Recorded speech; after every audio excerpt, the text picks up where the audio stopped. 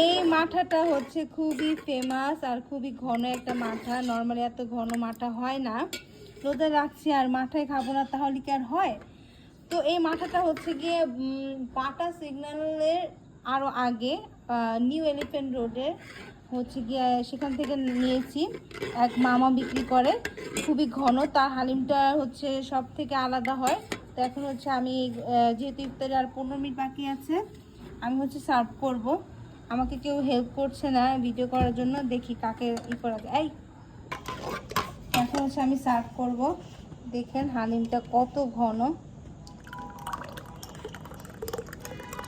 ও কি ঘন হালিমের portion, normally এরকম হালিম হয়?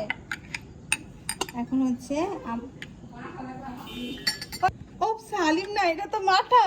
আসলে গাইস আজকে আমার অনেক রোজা পাইছে, আমি মার্কেটে গিয়েছিলাম, তো আমি অনেক টায়ার্ড, এত টায়ার্ড আমি ভাষায় প্রকাশ করতে পারতেছি না, এই জন্য মাঠাকে বারবার হালিম বলে ফেলতেছি।